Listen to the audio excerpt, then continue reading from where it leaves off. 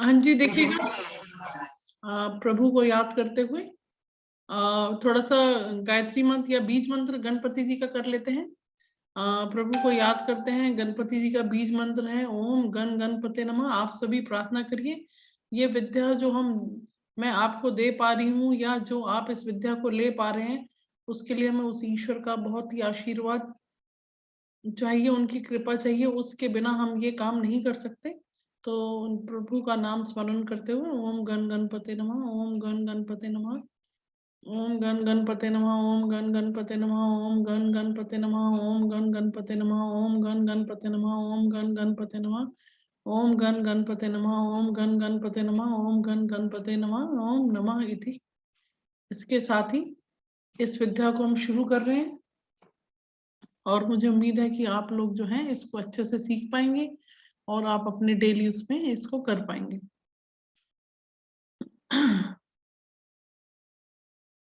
हाँ देखिएगा, स्टार्ट करने से पहले जहां तक मैंने कल आपको करा दिया था वहां तक आपको मालूम ही है, लेकिन जो लोग आज कुछ नए जुड़ रहे हैं उनको भी शायद थोड़ा सा समझने की जरूरत पड़ेगी। तो उसके लिए मैं आपको स्क्रीन शेयर कर रही हूँ आपका।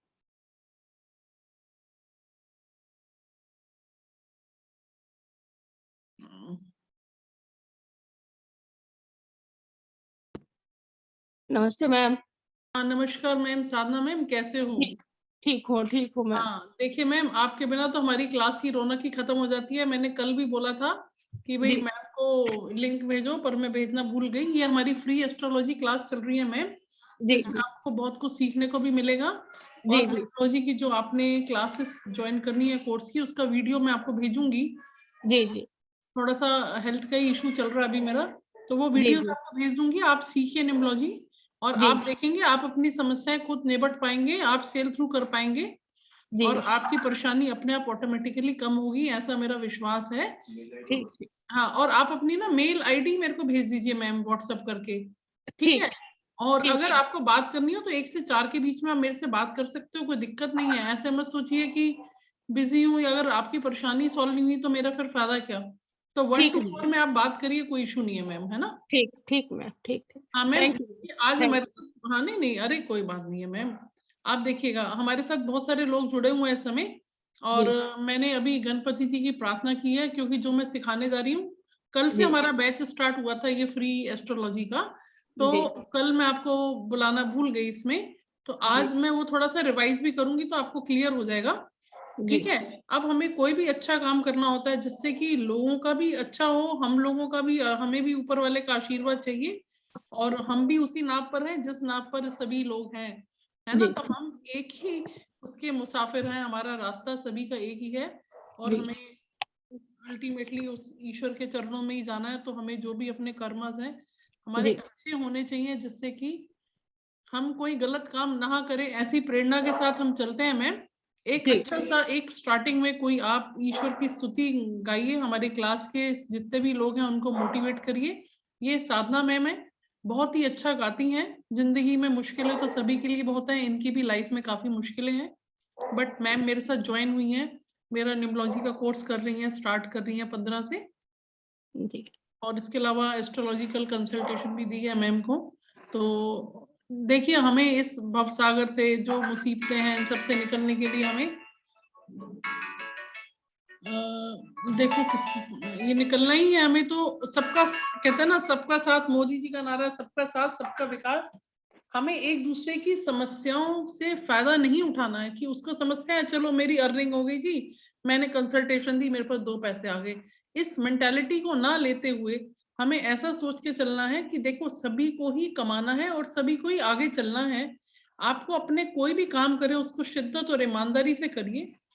आपको कोई काम करना है, आप सीखिए, इस विद्या को आप भी सीख सकते हैं। और इससे आपको क्या होगा, देखिए मैं आपको बता दूंगी अभी इस क्लास के बाद कि कौन से लोग इस विद्या को सीखने के पात्र हैं। ऐसे तो हर कोई विद्या सीख सकता है, लेकिन खास कॉम्बिनेशन बैठते हैं ज्योतिषी का क्लास सीखने के लिए, ऑकल्ट साइंस के लिए कुछ खास ही कॉम्बिनेशन होते हैं नंबर्स के, तब हम इस विद्या में हम उतरते हैं, या ईश्वर हमें अपनी कृपा का पात्र बनाते हैं। तो वो हम बाद में डिस्कस करेंगे।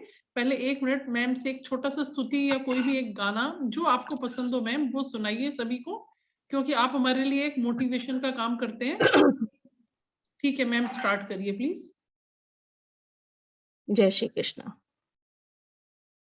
श्याम तेरी बंसी को बजने से काम, श्याम तेरी बंसी को बजने से काम, राधा का भी श्याम है तो मीरा का भी श्याम, राधा का भी श्याम हो, मीरा का भी श्याम। मैम अभी भी याद नहीं है इसमें, कोई बात नहीं, एक और कॉपी भी नहीं है। कोई बात नहीं। देखिए आपकी आवाज इतनी सुरीली है कि देखिए जब वो शाम मीरा का भी है, राधा का भी है, तो हमारा भी वो शाम ही है। अब क्या जी है, हम मन से अगर उसको समर्पित है तो हमारे लिए भी वो शाम है, हम भी उसकी गोपी हैं। तो ये जी मन से समर्पित, समर्पण की भावना चाहिए इसके लिए। आपकी 2 लाइनें ही हमारे लिए बहुत एक आशीर्वाद है हम लोगों के ऊपर कि आपकी इतनी अच्छी आवाज हमें सुनने को मिल रही है। मैम एक और सुना दीजिए, अगर किसी को, किसी और को भी आता है। हम देखिए पढ़ेंगे तो जरूर पढ़ेंगे, सीखेंगे, लेकिन अपनी लाइफ को बोरिंग डल नहीं बनाना, टेंशन नहीं लीजिए। पूनम मैम आज आप मुस्कुरा के देखिए, आपका समय कैसे अच्छा आएगा। देखिए आपके चेहरे पर मुस्कुराहट, यही चाहिए हमें सबकी जिंदगी में। ठीक है, हम सब मुस्कुराते रहेंगे, हंसते रहेंगे, तो हमारी जिंदगी देखो प्लस माइनस सबके प्रॉब्लम सबके साथ है। और देखिए 6, 8, 12, अगर हम एस्ट्रोलॉजी की बात करें, छठा घर, 8वां घर, 12वां घर, कहते हैं ऋण, रोग, शत्रु, पीड़ा, ऑब्स्ट्रक्शन और व्यय का घर है 6, 8, 12। तो सभी की पत्री में है ना, तो फिर क्या दिक्कत। अगर मुश्किल समय है तो हमें निकलना है उस समय से, हमें परेशान नहीं होना। थोड़ा सा नॉलेज आप लोगों को मिलेगी तो आप अपने आप नेविगेट कर पाएंगे अपने को। फिर आपको शायद मेरी सपोर्ट की जरूरत नहीं पड़ेगी उस समय, क्योंकि इतना आपको सिखा देंगे हम कि आप आगे चल पाए इसमें। और जब आप रियलिटी में आ जाएंगे ना, तो ये कष्ट आपको छोटे लगने लगेंगे, और हम फिर उस रास्ते पे बढ़ेंगे जिसकी मंजिल सभी के लिए एक ही है। एक मैम गुरु चाहे जितना अंतिम भी सिखा दे, लेकिन गुरु की हमेशा जरूरत पड़ती है, उसको याद करना पड़ता है, तभी सक्सेस मिल पाती है। हाँ जी मैम। मैम आप एक अच्छा सा सुनाइए, एक इमोशनल कोई भी अच्छा भजन सुनाइए, दिल खुश हो जाए जिसको सुनकर। मैम जो पहले सुनाया था वो सुना दे। सुनाइए सुनाइए। प्रभु जी, प्रभु जी, मैं अनाथ तुम नाथ। प्रभु जी,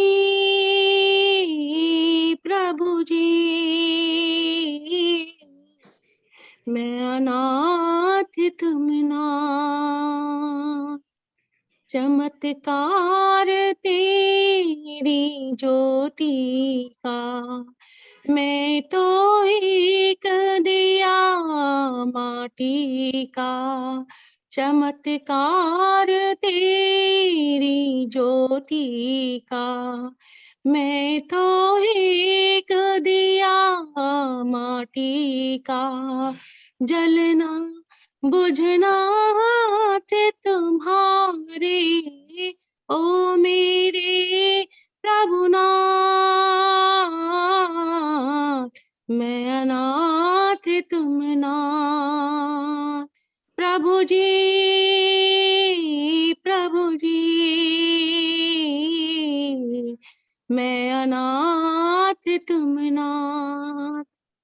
तुम ही धरती, तुम ही अंबर, गगन तुम ही हो, तुम ही सागर, घट घट में तुम राही दर्शन, ओ मेरे प्रभुनाथ। मैं अनाथ तुम नाथ। प्रभु जी, प्रभु जी, मैं अनाथ तुम नाथ। बहुत बढ़िया, बहुत सुंदर। इसको सुन के इतना अच्छा लगता है कि देखिए हम सब क्या अनाथ है, और उन अनाथों का नाथ जो है वो ईश्वर है। तो हम क्यों ना उसकी शरण में जाएं। एस्ट्रोलॉजी सीखिए जरूर, कोई दिक्कत नहीं है, न्यूमरोलॉजी भी सीखिए, एस्ट्रोलॉजी सीखिए, लेकिन जो इंसान आज, हर इंसान जो कष्ट, जो पीड़ा में है, उसकी आत्मा, आत्मा देखिए क्या है, ईश्वर का रूप है ना। तो हम सब उसी ईश्वर से जुड़े हुए हैं, और ऐसा करें कि हम सब एक दूसरे के भाग्य में एक दूसरे के हेल्प करें, लाइफ में आगे बढ़ें, जिससे कि किसी को भी कष्ट ना हो किसी भी तरह से। और इस उसकी ये जो एस्ट्रोलॉजी भी तो उसी की दी हुई प्रेरणा है, ये भी तो उसी ने ही बनाया है, ये भी हमारी बुद्धि में अगर सीखने की प्रेरणा आई है तो ये भी तो उसी ने दी है, सब कुछ तो वही कर रहा है। हम कहाँ पे स्टैंड करते हैं, हम कहीं स्टैंड करते ही नहीं है। चलिए ठीक है, ये तो चर्चा का लंबा विषय रहेगा मैम। साधना मैम सीखिएगा, बड़ा इंटरेस्टिंग है। आज मैं थोड़ा सा ब्रीफ कर रही हूँ, और कल का यूट्यूब वीडियो पे कल की रिकॉर्डिंग समझ लेंगे ना, तो आपको जो आज की क्लास मिस हुई है वो आपको क्लियर हो जाएगा मैम, ठीक है। नहीं तो फिर मैं नए नए लोगों को फिर आगे बढ़ नहीं पाएंगे हम, ठीक है मैम। और आप कल मेरे से दिन में बात करिए, हेजिटेट मत करिए। अगर कहीं परेशानी है तो मैं चार्ट को दोबारा देखिए, आपको जो मैंने देखिए जो रेमेडीज दी हैं उसको विश्वास से करो। कोई भी चीज देखिए, समय जब खराब होता है ना तो कुछ समय लेता जाने में, और खराब समय जाने में समय ज्यादा लगता है। अच्छा पल जल्दी निकल जाता है, पता ही नहीं चलता जिंदगी के अच्छे पल कब निकल गए। और जब खराब समय आता है तो वो तंग करता है। तो उसकी शरण को पकड़ते हुए आप इस तरफ अपने आप को लेकर आइए, आपका समय ठीक आएगा मैम। थोड़ा सा ये 2022 बेटे के लिए समय ठीक आएगा। कोई सबसे बड़ी बात है, टेंशन नहीं लेना, हिम्मत से काम लो आप। मेरे से कल आप बात करिएगा, ठीक है। उपाय शुरू कर दिए मैम, आपने नहीं किया मैम? जी। हाँ, तो बस वो करिए तो ऊपर वाला सुनेगा जरूर मैम, ऐसा नहीं है। सुनता सबकी है, पर हमें अपने कर्मस का, प्रारब्ध का भोग भी हमें ही भोगना है, ठीक है मैम। तो प्लीज, हाँ नहीं, ये थोड़ा सा ऊपर लिखिए मैम, थोड़ा सा ऊपर लिख गया है। हाँ, ऊपर ही लिखते हैं। हाँ थोड़ा सा हाँ, ऊपर, यहाँ पे लिखते हैं। हाँ, हाँ हाँ थोड़ा सा ऊपर। लेकिन सोते वक्त मिट गया था तो लेटे लेटे वो कोई बात नहीं है, वो कोई बात नहीं है। मॉर्निंग में लिखो और देखो, लाइफ में प्रगति मिलेगी आपको। 3 महीने का विश्वास करो, 3 महीने बाद बताना मेरे को आप, जी। है ना, टेंशन नहीं लेना आप, ठीक है। चलिए अभी मैं क्लास स्टार्ट करती हूँ। देखिए कल मैंने आपको बताया था कि 12 घर होते हैं, 12 राशियां होती हैं। यहाँ तक तो सभी को समझ में आ गया था जो कल आए थे। तो मैं जिनको, जो लोग आज नए जुड़े हैं वो मेरा वीडियो देख लेंगे, तो उससे क्या होगा, मेरा समय बच जाएगा ताकि मैं आगे सिखा पाऊँ, ठीक है। जी। 1 सेकेंड, मैं एक बार फिर से आपको बता देती हूँ, ये देखिएगा।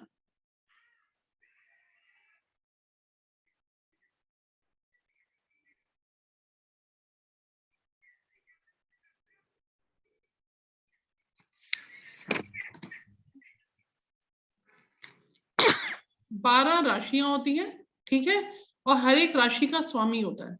देखिए मेष राशि, और 1 नंबर, कहीं पे भी 1 नंबर आपकी पत्री में लिखा हो, किसी भी खाने में 1 नंबर है तो यानी कि वो मेष राशि है, ठीक है। इसी तरह से किसी भी खाने में अगर 8 नंबर लिखा है तो वो वृश्चिक राशि है। तो 1 और 8 के मालिक जो है वो है मंगल, ठीक है। 2 और वृष राशि है 2 नंबर, और 7 नंबर है तुला राशि, दोनों के स्वामी शुक्र बनते हैं, ठीक है। 3 नंबर और 6 नंबर इनके स्वामी बुध बनेंगे। 4 नंबर कर्क, इनके स्वामी चंद्रमा है। 5 नंबर सिंह राशि है, इसके स्वामी सूर्य हैं, ठीक है। अब रह गए धनु और मीन, 9 नंबर और 12 नंबर। ये है आपके धनु और मीन, इनके स्वामी हैं गुरु। और 10वां और 11वां नंबर है मकर राशि, और कुंभ राशि, इनके स्वामी है शनि, ठीक है। सबको समझ में आ गया? 12 घर होते हैं, मैं एक बार फिर ब्रीफ कर देती हूँ फटाफट से, देखिएगा। 12 घर है, 1 2 3 4 5 6, ऐसे ये 12 घर है, एंटी क्लॉकवाइज चलते हैं। 12 ही राशियां हैं, ठीक है। हर एक राशि का स्वामी होता है, ठीक है। मान लीजिए आपका 2 नंबर का 2 नंबर वृषभ राशि है, इसका स्वामी कौन है? शुक्र है, ठीक है। और शुक्र बैठ गए आपके 4th हाउस में। तो शुक्र अगर जिसके घर में 4th हाउस में बैठा होगा और अपने मित्र राशि में होगा, तो वो अपार धन संपदा, मकान, भूमि, वाहन, माता सुख, पति का सुख, घर का, परिवार का सुख बहुत बेहतर मिलता है उसको।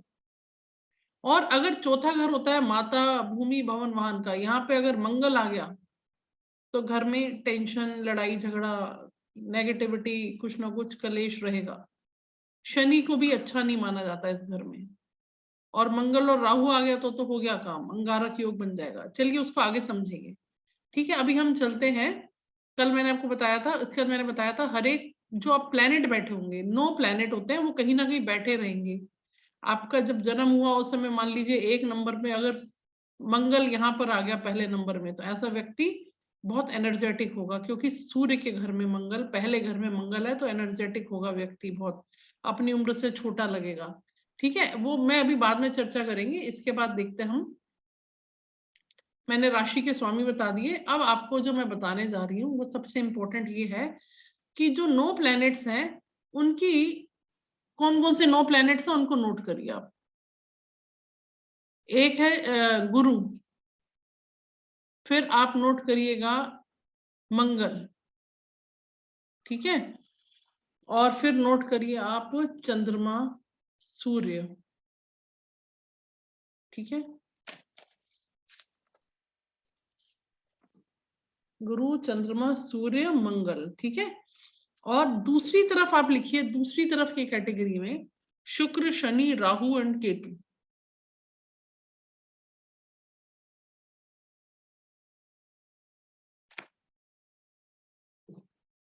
ठीक है, और बीच में आप लिख लीजिए बुध, उन दोनों लाइनों के बीच में ऊपर करके आप लिखिए बुध। 9 प्लैनेट हो गए, 4 इधर 4 उधर और एक बीच में। बुध है राजकुमार, छोटा बच्चा, राजकुमार की पदवी दी गई है, जिसको नपुंसक ग्रह भी बोलते हैं, क्योंकि बच्चा है ना वो। और जो सूर्य, मंगल, गुरु और चंद्र, ये देव हैं, ऊपर लिखिए देव, इनको लिखते हैं देव, ये सब देवता की कैटेगरी में आएंगे, ठीक है। और जो शुक्र, शनि, राहु, केतु हैं वो आएंगे असुर, दानव की कैटेगरी में आएंगे, ठीक है। अब बीच में जहां पे बुध लिखा है आपने, उसके नीचे एक लाइन डाल लीजिए, तो दोनों डिवाइड हो गए, देवों की एक पार्टी बन गई और दानवों की एक पार्टी बन गई। तो ये दोनों ग्रह आपस में एक दूसरे के एनिमी हैं। कौन कौन से? सूर्य का दुश्मन कौन है? शुक्र, शनि, राहु, केतु। कहीं कहीं पे सम हो सकते हैं, अभी मैं मैक्रो लेवल पे जा रही हूँ, कोई थोड़ी बहुत गलती भी हो सकती है, क्योंकि अभी माइन्यूट अभी नहीं जा रही हूँ, ठीक है। गलती तो नहीं कहेंगे, लेकिन हाँ ये जरूर कहेंगे कि उसको अभी डिटेल में नहीं गए हम, ऐसा कह सकते हैं। तो सूर्य के कौन कौन से दुश्मन हो गए, एंटी पार्टी हो गए? बताइए, सूर्य के एंटी पार्टी कौन कौन से हो गए? राहु, केतु और शनि, ठीक है। अब जो बुध है ना, बुध है बच्चा। अब देखो बच्चे का कौन दुश्मन है? कोई नहीं है। बच्चा बहुत होता है, अगर उसके घर में मान लीजिए उसकी, मान लीजिए एक छोटा सा एग्जांपल देती हूँ, घर में कौन सी सास बहू है जिसकी नहीं बनती हो? बहुत कम रेशो मिलेगा आपको, मेजोरिटी में सास बहू में खटपट रहती है। अब जो बच्चा है उसकी तो दादी है और उसकी माँ है, तो बच्चा तो दोनों को प्यार करेगा, चाहे माँ और सास की ना बने, मतलब दादी की ना बनती हो, लेकिन बच्चा दोनों को प्यारा होता है ना। तो बुध जो है वो दोनों को पसंद करेगा, लेकिन बुध किसको पसंद करता है? बुध के मित्र कौन है? बुध के मित्र गुरु भी हैं, ठीक है, और बुध के मित्र सूर्य भी हैं। अब सूर्य क्या है? पिता है, राजा है ना, राजा तो सबको प्रकाश देता है, तो बुध के वो मित्र हैं, और गुरु भी बुध के मित्र है, क्योंकि वो उसके टीचर है। और बुध जो है वो दानवों की कैटेगरी में भी मित्र है, शुक्र के भी मित्र हैं वो, और शनि के भी मित्र हैं, ठीक है। इस तरह से देखते हैं राहु केतु के साथ क्या कॉम्बिनेशन बैठेगा, वो बताएंगे, सम हो सकते हैं उनके साथ, ठीक है, लेकिन एंटी पार्टी नहीं है, वो मित्र हैं चारों, उसको मित्र की कैटेगरी में लेंगे। अलग से स्टडी करेंगे जब डीप एनालिसिस, तब फिर उसको देखेंगे, ठीक है। लेकिन बुध के मित्र नहीं है मंगल और चंद्रमा। बुध जो है, मंगल और चंद्रमा उसके मित्र की कैटेगरी में नहीं आते, ठीक है। इतना सबको समझ में आ गया?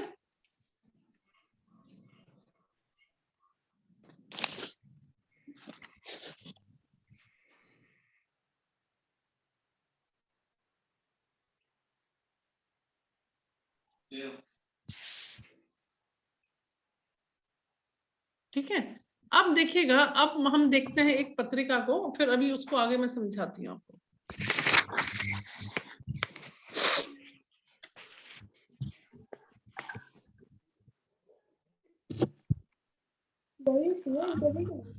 हाँ, अब देखिएगा, एक पत्रिका ली जैसे मैंने, कल से ना आप किसी एक पर्सन की मैं लेती हूँ, आप जो लोग हैं अभी फर्स्ट नंबर पे जो मेरे को चार्ट डाल देगा, कल मैं उनका चार्ट डिस्कस करूंगी क्लास में।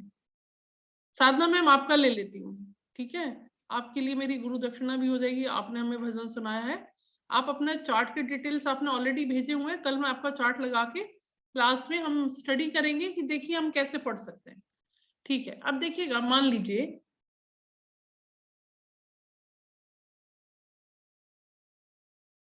एक सेकंड बता रही,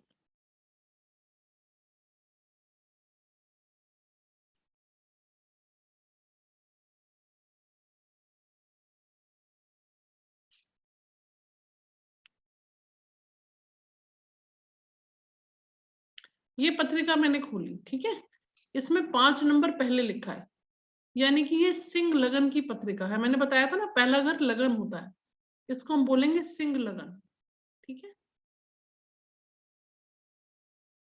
अब सिंह सूर्य, इसके स्वामी कौन है? सूर्य। अब देखिए कैसे हम किसी की पत्रिका को डिसाइड करते हैं कि कौन से ग्रहों की दशा उसके लिए फेवरेबल है और कौन सी दशा उसके ग्रहों के लिए अनफेवरेबल है, ठीक है। अब इसको आगे चलते हैं, देखिए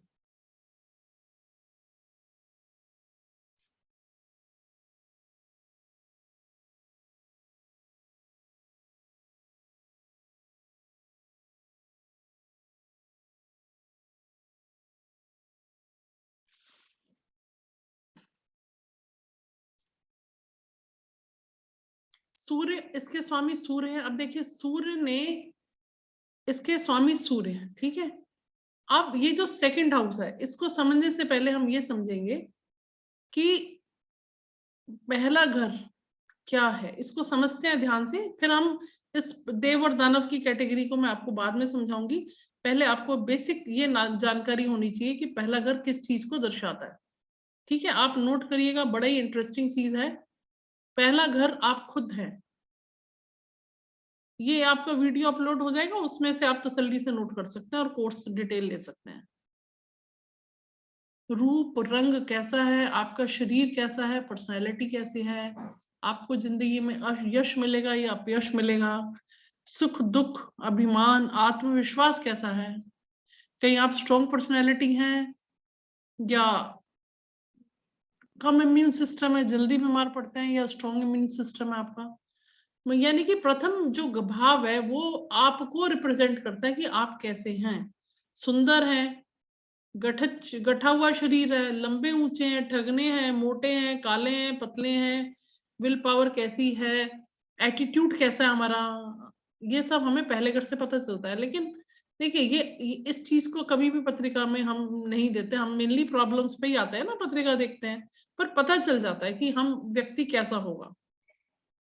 दूसरा घर सबसे इंपॉर्टेंट घर है आपकी पत्री के अंदर, आपको ये समझ में आ जाएगा, दूसरा और 11वां घर आपके पैसे का घर है। आज की डेट में 70-80% लोगों का पैसे को लेकर रोना है। तो आपको मन में तसल्ली आ जाएगी जब आपको पता चल जाएगा कि भाई मेरी किस्मत में इससे ज्यादा नहीं है। देखिए हमें अपने भाग्य से ज्यादा कुछ नहीं मिलता और समय से पहले कुछ नहीं मिलता।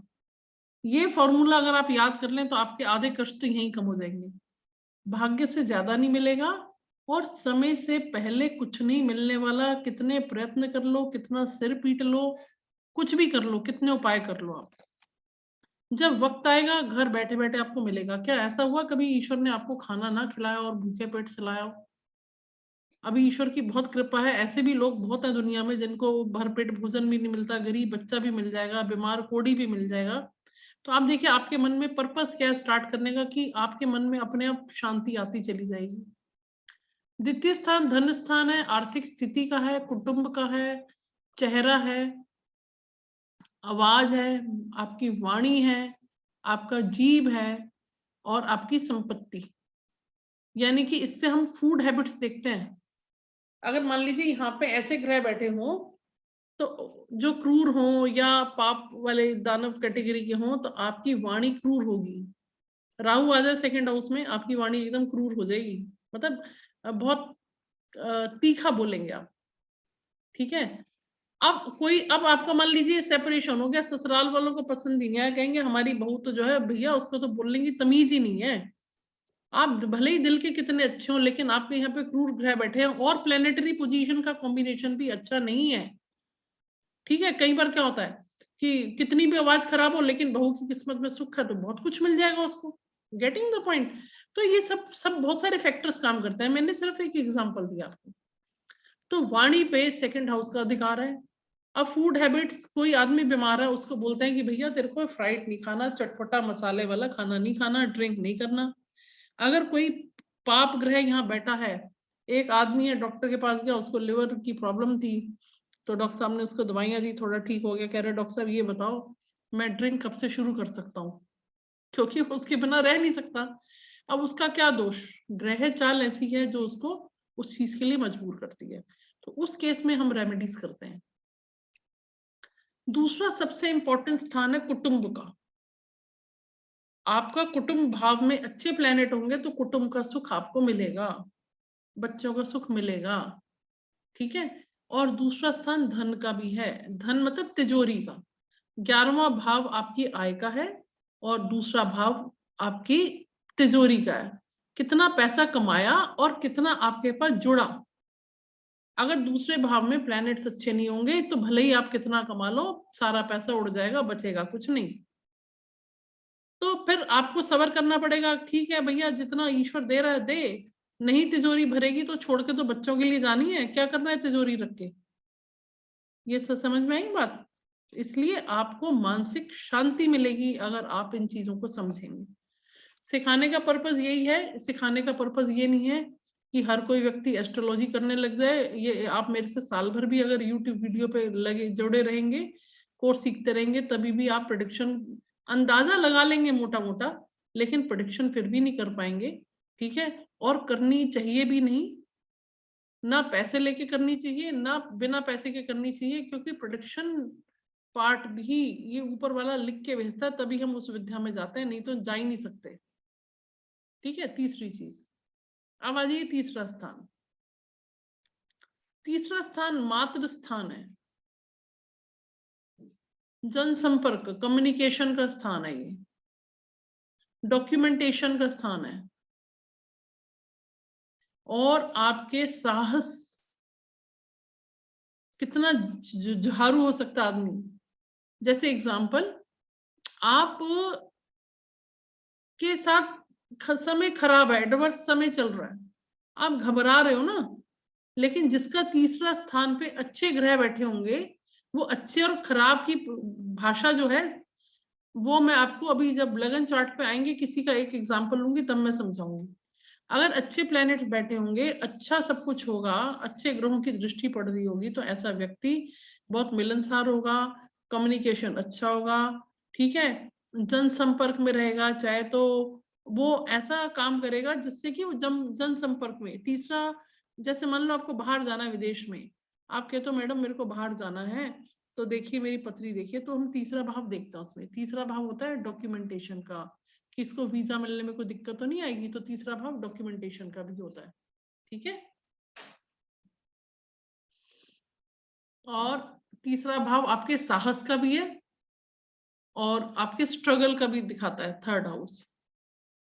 कईयों को जिंदगी में बहुत स्ट्रगल रहता है, निकल ही नहीं पाते स्ट्रगल से, थर्ड हाउस है। फिर आ जाओ फोर्थ हाउस पे। फोर्थ हाउस है हमारा माता, भूमि, भवन, वाहन, परिवार का सुख, बाग बगीचा, आपको अच्छा मन, अच्छा स्वास्थ्य, ठीक है। और अगर हम बॉडी पार्ट्स की बात करें तो ये हमारा चेस्ट पार्ट को डिनोट करता है, जिसमें आपका हार्ट आ जाता है। किसी का चौथा अगर पीड़ित होगा ना तो उसको हार्ट की प्रॉब्लम होने की संभावना रहती है। मेडिकल एस्ट्रोलॉजी अलग एक टॉपिक आ जाएगा, वो अलग से आ जाएगा, उसको अभी नहीं ले रही मैं। पांचवा स्थान है संतान सुख का, कि अगर आपकी संतान है तो उससे आपको सुख मिले। संतान सुख ये कि अगर बच्चे ही नहीं है तो संतान सुख से वंचित हो गए ना, तो संतान सुख, और संतति होने के बाद संतान से हमें सुख मिलेगा या हम उसकी चिंता में ही रहेंगे हमेशा। और ये मंत्र विद्या का 5वां स्थान जो है संतति का है, और रोमांस का है, लव अफेयर का है, प्रेम का है 5वां स्थान, और भविष्य भी दिखाता है हमें, आर्थिक लाभ भी दिखाता है, और तंत्र मंत्र विद्या का भी है, और इष्ट देवता का भी है। देखिए आज बड़ी अच्छी चीज बताती हूँ 5वें घर से, आपको क्लैरिटी होगी काफी।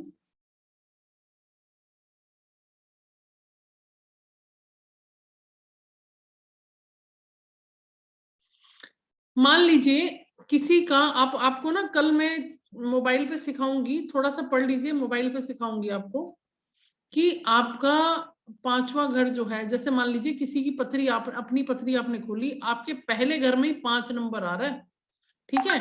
तो 5वें घर में कौन सा नंबर आ रहा है, देखिए 1 2 3 4 5, 9 नंबर आ रहा है। 9 नंबर की राशि का स्वामी कौन है, देखिए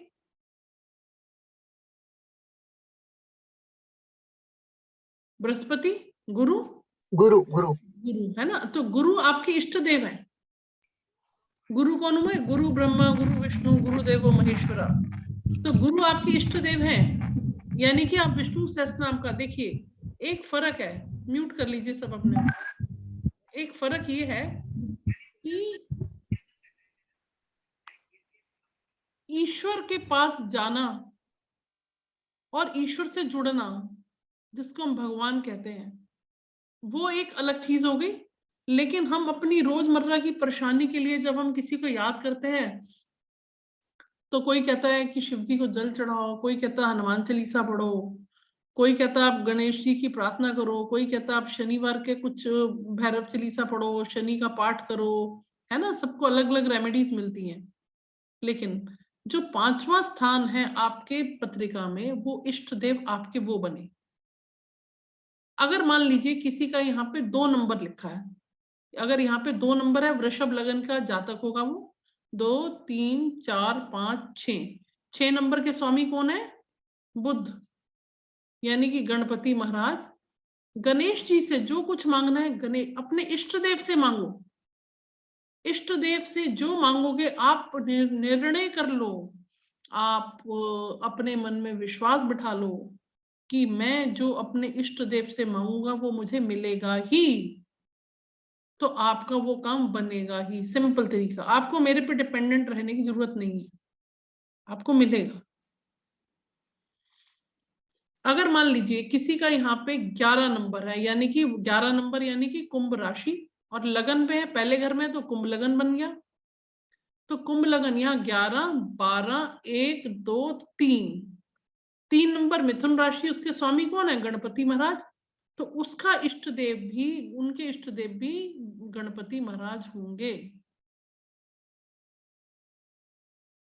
ठीक है। इस तरह से हम अपने इष्ट देव के बारे में पता करते हैं। अब चलते हैं आगे।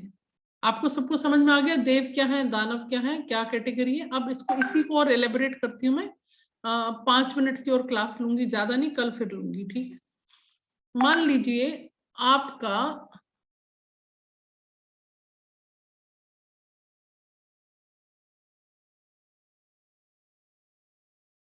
आपका 1 नंबर है यहाँ पे लगन में, मान लीजिए किसी का 1 नंबर है, तो उसका मेष लगन हुआ, मेष राशि है ना, तो मेष लगन हो गया। अब मेष लगन कौन है, मंगल, स्वामी कौन है, मंगल। तो मंगल के लिए 2 नंबर की राशि किसकी हुई, शुक्र की। 2 नंबर वृषभ राशि है, उसके स्वामी कौन है, शुक्र। तो मंगल के लिए जो डिपार्टमेंट मिला, धन भूमि सॉरी धन का, तिजोरी का, वाणी का, वो किसको मिला, शुक्र को। और शुक्र को मिला ना, आपने पढ़ा है इसमें शुक्र शनि, शुक्र ग्रह हैं, उनको मिला। तो ये उनका एंटी नंबर हुआ, एंटी पार्टी को उन्होंने घर दिया ये वाला। एनिमी। 7 पे वो कंफर्ट नहीं आएगा। अब उसके बाद देखेंगे उनकी पोजीशन क्या, वो बाद में देखेंगे, ठीक है। फिर अब देखिएगा छठा घर। छठा घर किस चीज का है, क्या दिखाता है छठा घर, वो देखते हैं हम अभी।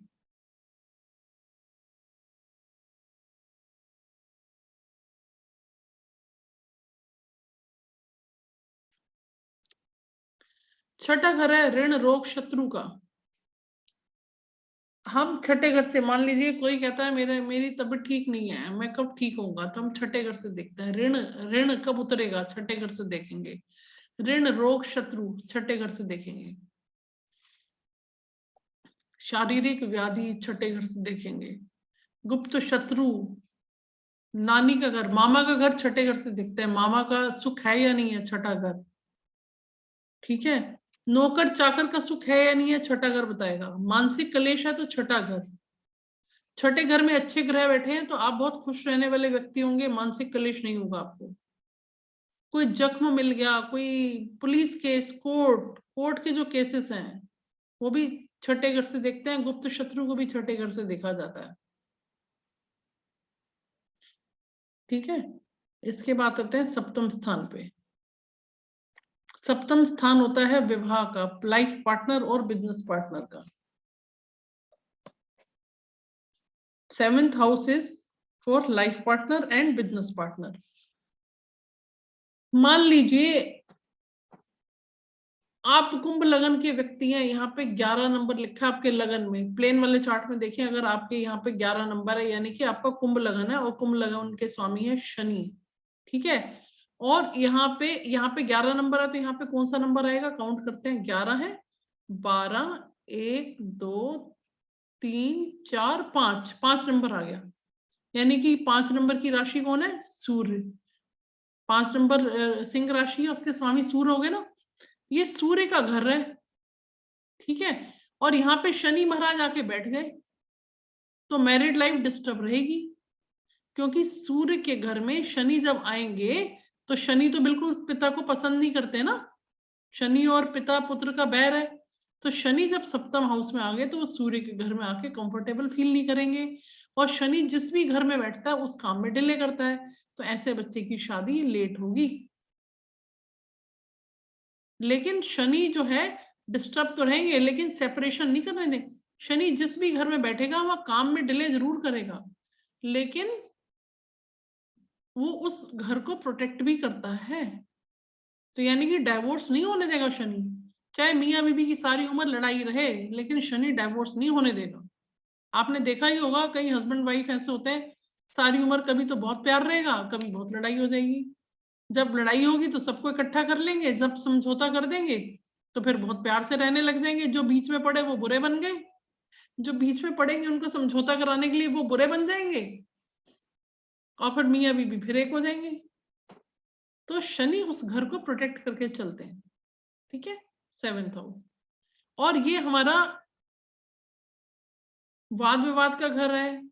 और इसके अलावा ये हमारा जो है 7th हाउस हमारे पार्टनर का भी घर है, बिजनेस पार्टनर भी हो सकता है। अगर हमारा 7th हाउस अच्छा नहीं है तो हमें कभी पार्टनरशिप में काम नहीं करना है, ठीक है। अष्टम स्थान मृत्यु स्थान है, आयु का स्थान है, दुख, आर्थिक संकट, आर्थिक लाभ भी हो सकते हैं। आर्थिक लाभ कौन से, जो अचानक होते हैं, ठीक है। और भ्रष्टाचार, गलत काम करना हो, ठीक है। और भी बहुत सारी चीजें हैं, वो हम फिर बाद में डिस्कस करेंगे। 9वां हाउस जो है हमारे धर्म का, अध्यात्म का, है ना, लंबी यात्राओं का, तीर्थ स्थान का, और कोई स्पेशलाइजेशन एजुकेशन, हायर एजुकेशन का, ठीक है। और इसके अलावा हमारे पिता के लिए है, जब तक हम पिता पे डिपेंडेंट है तब तक हम 9वें घर से देखते हैं उसको।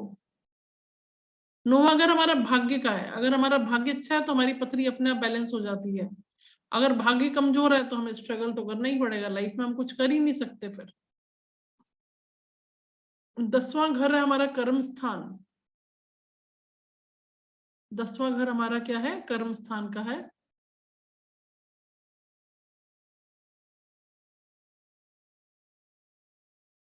कर्म स्थान हमारा प्रोफेशन क्या है, हमारा स्टेटस क्या है, इसका है 10th हाउस।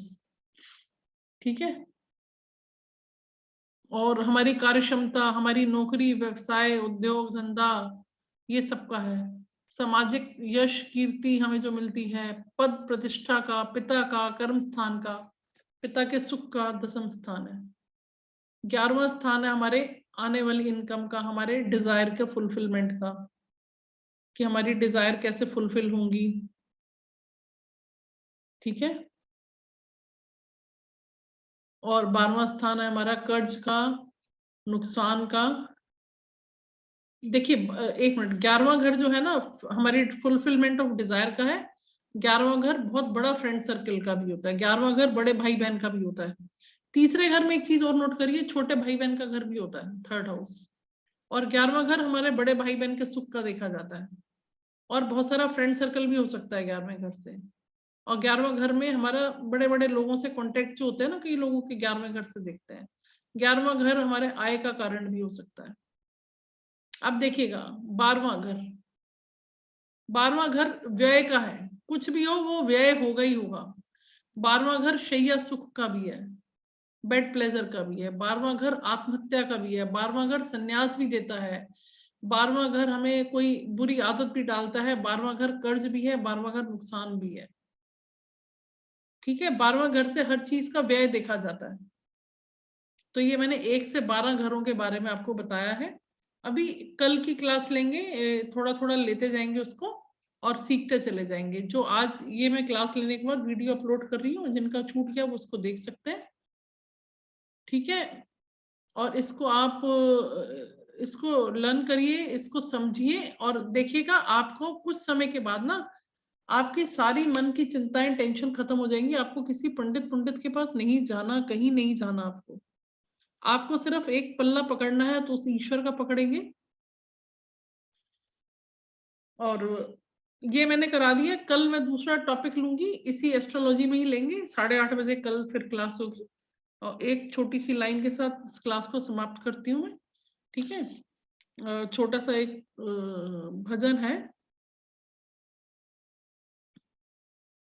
भजओम भजओम भजओम भजओम भजओम भजओम भजओम भजओम। पंजाबी में मैं आपको एक्सप्लेन कर दूंगी। एक कौड़ी ना पल्लेओ लगानी पड़े, कोई गठरी ना सिर ते उठानी पड़े, बड़ा सुख देने वाला है प्यारा तेरा नाम, बड़ा सुख देने वाला है प्यारा तेरा नाम। भजे ओम भजे ओम भजे ओम भजे ओम। हर चीज का पैसा लगता है, लेकिन उस ईश्वर का नाम लेने के लिए हमें कुछ नहीं देना। आपको कोई पैसा खर्च नहीं करना, कोई गठरी सिर पे नहीं उठानी, कोई बोझा नहीं लेना। आप सिर्फ 2 मिनट भी सच्चे दिल से भी उस ईश्वर को याद करेंगे तो जरूर सुनेगा। बस इसी के साथ ही, इसी विश्वास के साथ ही आज की क्लास को यही एंड कर रही हूँ। कल फिर हम नए टॉपिक पे चलेंगे, इसी को ही कंटिन्यू करेंगे। तो जिससे क्या होगा कि आपको अपनी लाइफ में खुद ही क्लैरिटी मिलती चली जाएगी कि हाँ, एस्ट्रोलॉजी हमारे लिए कहाँ तक हेल्पफुल है। एस्ट्रोलॉजी एक रास्ते तक तो हेल्प करेगी आपको, लेकिन उसके बाद वहां पे भी फुल स्टॉप है। उसके बाद रास्ता सिर्फ ईश्वर के रास्ते पे ही जाता है। ठीक है, तो ये इस तरह से हम इसको चलते हैं। कल हम फिर आपकी क्लास में जुड़ेंगे, फिर हम इसी टॉपिक को आगे बढ़ेंगे। आपको क्लैरिटी हो जाएगी आपकी सबकी।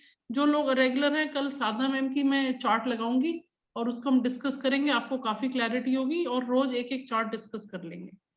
ठीक है, इसी के साथ ही सभी को नमस्कार, धन्यवाद बहुत बहुत। अगर कोई पर्टिकुलर क्वेश्चन है तो 5 मिनट में लाइव सेशन ले लेती हूँ क्वेश्चन आंसर्स का। आपको अगर कुछ पूछना है तो पूछ सकते हैं आप। हाँ जी, बोलिए सिद्धिमा जी। क्या बोलूंगा? हाँ जी, बोलिए प्लीज। हाँ पूछिए। हाँ, thank you ma'am, thank you very much. हाँ पूछिए, किसी को कोई क्वेश्चन पूछना था? नमिता, हाँ जी बताइए। हाँ जी मैम, हाँ बताइए नमिता जी। मैम कल वो आपसे बात हुई थी, मैं आपकी ना आज मैं आपको कॉल नहीं कर पाई। अच्छा कोई बात नहीं, कर तो लेना आज अभी, फर्स्ट। अभी थोड़ी देर में कर लो, कोई दिक्कत नहीं है, अभी कर सकते हो आप। मैं अभी क्लास वाइंड अप कर रही हूँ, उसके बाद आप कर लो मेरे को कॉल, कोई दिक्कत ठीक है नहीं मैम, है, थैंक ठीक यू। है। हाँ थैंक कर यू। लीजिए, हाँ जी बेटा, ठीक है बेटा। हाँ जी सर, शेखर जी आपका कोई क्वेश्चन है स्पेसिफिक? वही कल मैंने बेटी का दिया था पर्टिकुलर्स मैम। हाँ सर, अभी मैंने देखा नहीं है उसको। आप मेरे को कल, आपका कॉल नहीं आया ना, जिनका कॉल आया है, काफी कॉल्स आए हैं, उनके सबको जवाब दिए हैं। आप कल कॉल कर लीजिए मेरे को, तो मैं आपका जवाब दे दूंगी सर। मैं मुझे कॉल करूं? 1 से 4 के बीच में आप मेरे को कॉल कर सकते हैं सर। ठीक है मैम, कल हाँ करता हूँ। आप कॉल कर लीजिएगा, मैं पथरी लगा के देख लूंगी, आपको बता दूंगी सर। बहुत क्योंकि बहुत ऐसे बहुत सारे कॉल्स आते हैं ना, तो याद नहीं रहेगा मेरे को। आप मेरे को कॉल कर लेंगे ना, तो वो एक रिमाइंडर भी हो गया और बातचीत भी हो जाएगी उस समय में, तो उसी बहुत समय समाधान आपको मिल जाएगा उसका। ठीक है सर, ओके मैम। नमस्कार। मेरा कॉल नहीं उठाया आपने, वापस कॉल बैक नहीं किया। मैंने किया था तो हाँ आपका बिजी था। बिजी आ रहा होगा ना, तो वो क्या होता है ना, 1 से 4 में जब हाँ सब कॉल्स आते हैं तो आप कर लेते। कोई बात नहीं, कल कर लेना, या अभी मैडम का आएगा उसके बाद कर लीजिएगा, ठीक है। ओके। मैम मैं कॉल कर सकती हूँ आपको थोड़ी देर बाद, आफ्टर 20-25 मिनट्स बाद? आपकी दिन में बात हुई थी मेरी से आप? नहीं मैम, एक्चुअली आज मेरा खुद का फोन में प्रॉब्लम था, तो फोन जैसे तैसे ठीक अच्छा कराया। तो आप कर लो, आप अभी कर लो, फिर पहले वो मैम कर ले, उसके 15-20 मिनट बाद आप कर लीजिएगा। ओके मैम, ओके ठीक है, ओके। क्लास होते ही आप कर लीजिए, नहीं तो फिर मेरे माइंड से निकल जाएगा, ठीक है। ठीक है मैम, ठीक है। ओके ओके, ओके, और थैंक किसी you ma'am. Okay okay, can I thank take the leave ma'am? You. Yes yes sure, okay please ma'am. Go ahead. Yeah okay ma'am मैं भी आज कर सकता हूँ क्या? सर, अब 2 लोगों ने ले लिया, आप कल कल ले लीजिए, आप कल कर लीजिए, है ना। क्योंकि वो मैडम परेशान थी, नमिता मैम थी शायद, उन्होंने आज, उनका जॉब का फर्स्ट डे था। आप आज कर लेते, आप हेजिटेट मत करिए करने के लिए, कल कर लीजिए, कोई दिक्कत नहीं है सर। ठीक है, कल कर लेंगे। ओके सर, नमस्कार।